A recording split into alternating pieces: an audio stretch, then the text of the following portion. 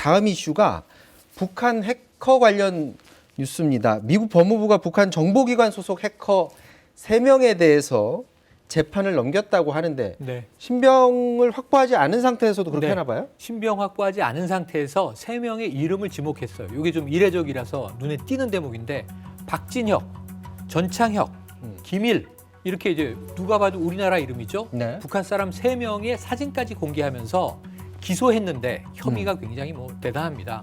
근데 기소했는데 신병 확보가 안 됐으니까 어떻게 됐느냐? 기소와 동시에 현상 수배가 된 상황입니다. 원티드라고 써있네요. 그렇습니다. 자, 이 관련해서 이 사람들이 주로 했던 일이 어떤 겁니까? 해킹인데요. 네. 이들은 이제 드러나지 않는 그야말로 사이버상에서 온라인으로 각 기관에 침투했는데 주로 은행에 침투했습니다.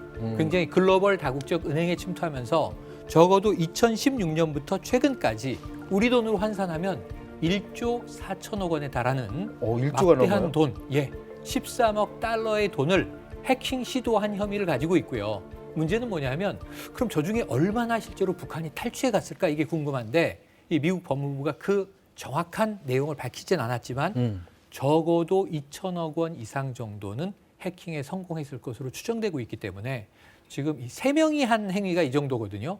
지금 이 북한이 하고 있는 어떤 이 은행과 자산에 대한 해킹 시도가 어마어마한 것으로 확인되고 있습니다. 아까 그 화면 그래픽 나올 때 방글라데시 은행이 이름이 나오는데 제 기억에 그때 그것 때문에 굉장히 시끄러웠었던 걸로 기억나거든요. 2016년 방글라데시 은행이 가장 큰 규모로 돈이 탈취된 상황이에요. 네. 우리나라 한화로 하면 이제 860억 원 이상이 한꺼번에 탈취된 상황이거든요. 그러니까 난리가 났던 거죠. 근데 사실은 저 은행에 의한 탈취 외에도 고전적인 방식은 현금 인출기 있지 않습니까? 네. ATM을 원격으로 제어해서 그러니까 그걸 풀어버리면 그냥 그 안에 돈 뭉치를 집어오는 거죠. 이런 방식도 있고 또 하나는 굉장히 고도화된 건 최근에도 가격이 오르고 있는 암호화폐.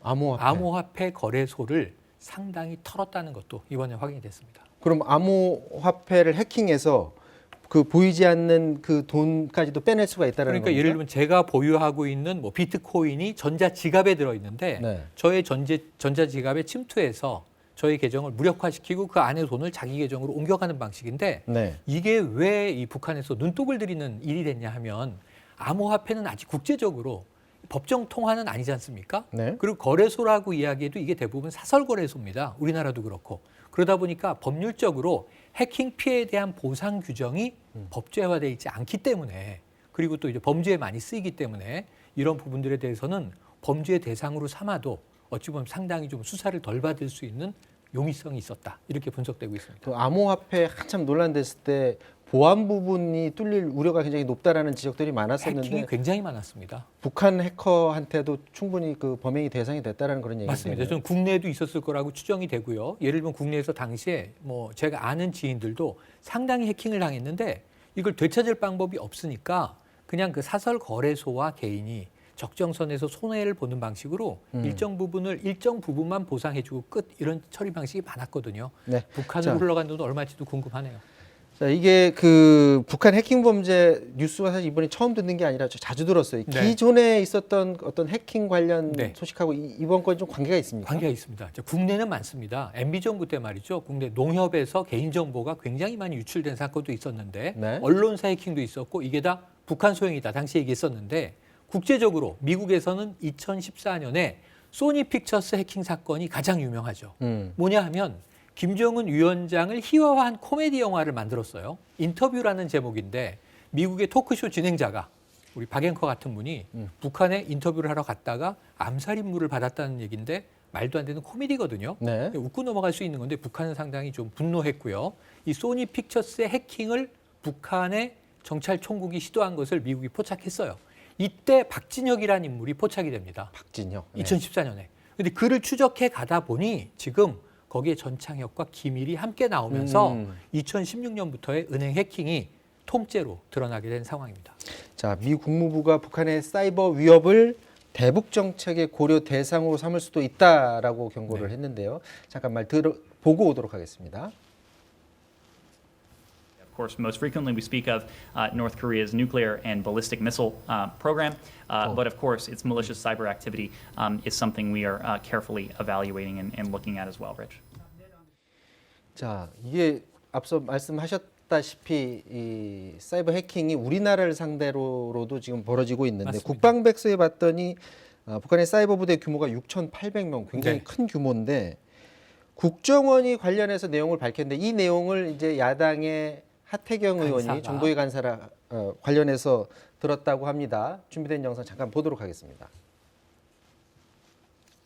매일 평균 사이버 공격 시도가 158만 건, 일 평균 전년 대비 32%가 증가했고 국정원에서 유관기관과 협력해 대부분 선제적으로 차단했다. 그리고 사이버 공격 중에 코로나 백신 및 치료제 원천 기술 탈취 시도가 있었고 화이자는 탈취됐다고 했어요.